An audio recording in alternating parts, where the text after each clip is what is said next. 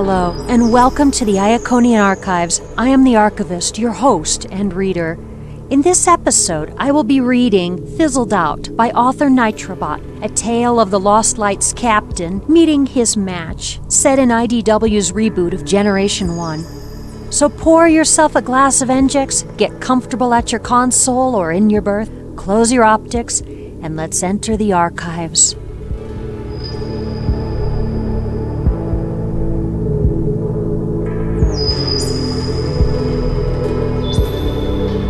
For the third time that solar cycle, Rodimus felt like his processor was going to crash.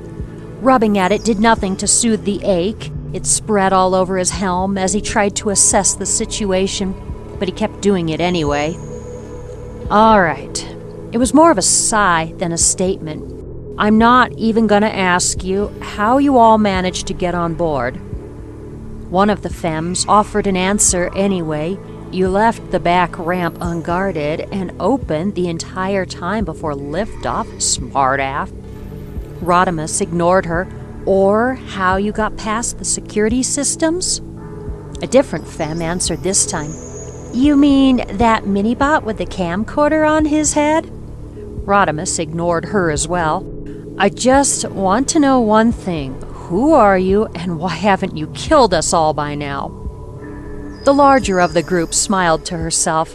He's got a point. We could have killed you all in your sleep if we wanted to. The small gathering of Autobots around him instantly tensed up despite the rise of laughter from the hitchhikers. Rodimus massaged his temples for all the good it did him. Who's the one in charge around here? Isn't that supposed to be you? Now, even the Autobots were snickering. He was on the verge of hitting one of them, but he barely had the capacity to speak, let alone to turn around. Besides me, I mean the one in charge of you lot? That'd be Firestar. The one that spoke pointed to the femme in question, but it was more out of habit than to actually identify her. Or so Rodimus assumed, because a smirk that smug could only belong to a leader or a troublemaker. Then again, he supposed he was proof that they could be one and the same. She stood at the front of her fellow hitchhikers now, almost challenging the strength of his stare with her own.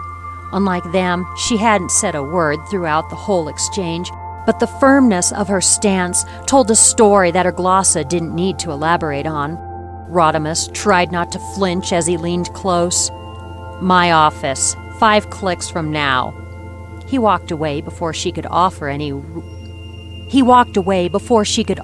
witty refusal to the command. A small number of the Autobots followed him while others stayed behind to keep an eye on the newcomers. There was a hushed concern in his audio. But Rodimus, you don't have an office. That throbbing in his processor was back all over again. Shut up, Drift.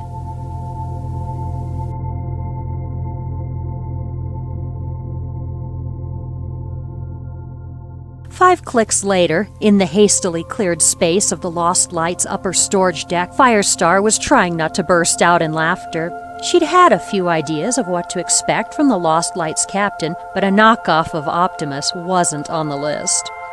Rodimus, meanwhile, was trying not to collapse under the weight of his own frustration. It was endearing to see in a sinister kind of way. Just give me some sort of answer here. Who or what are you? Firestar decided to just let him have this one. I'm a combiner, originally from Praxis. Then, at the last nanoclick, she couldn't help herself. And you're a charmer, obviously.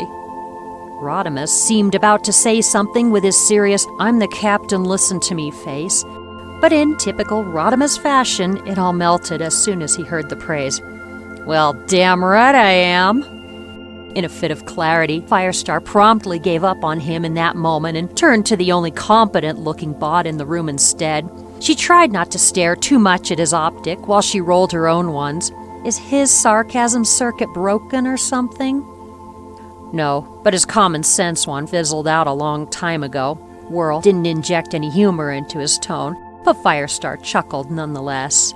Rodimus scowled, more at not being the center of attention than the jab at his processor.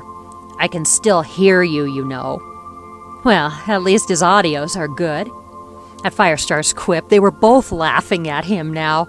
For now, Rodimus restrained himself from throwing something right at Whirl's flashing optic, even though he didn't recall even inviting him to the meeting. Look, just tell me what you want. To Firestar, there was just enough desperation in his tone that she stopped laughing at him for now. What does every bot on the run want nowadays? Transport, moron, and some fuel for the journey? Rodimus matched the quirk of her eye ridge with a huff. Do I look like the generous, saintly type to you? Well, you're certainly not the intellectual type.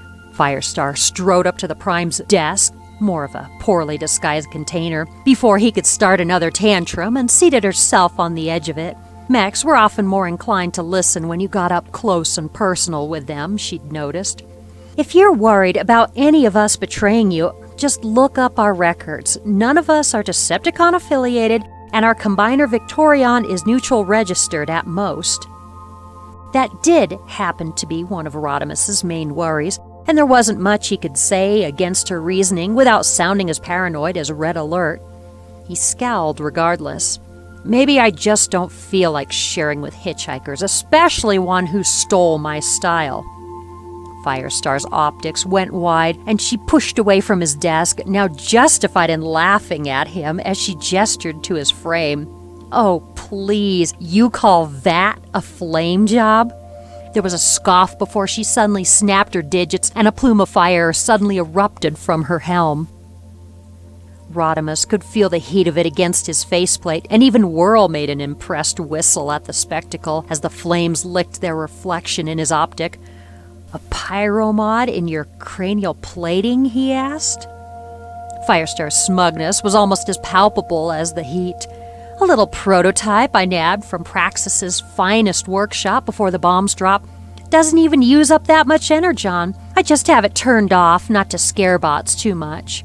She winked at Rodimus during that remark, and for once he accepted that he was beat. He coughed more to shake himself out of awe than to clear his vocalizer.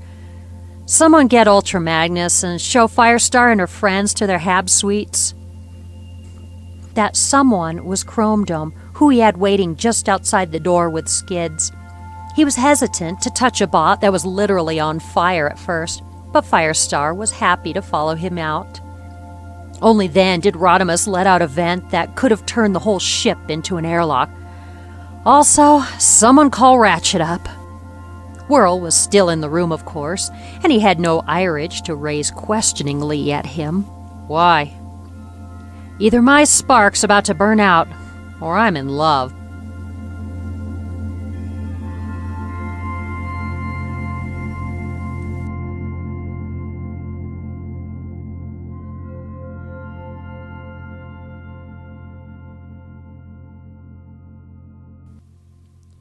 You can find this story posted in its entirety at archiveofourown.org, along with nearly 40,000 original Transformers transformative works. Give it a read and let the author know what you thought. Comments and kudos encourage authors to keep producing their art.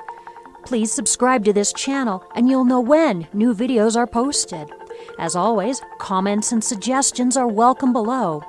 If you would like to suggest a story or a selection from a longer fanfic for reading here on the Iaconian Archives, please view our video from the archivist suggesting content, and you could hear me read some of your favorite Transformers fanfiction. From tonight's author and myself, thank you for your time and support.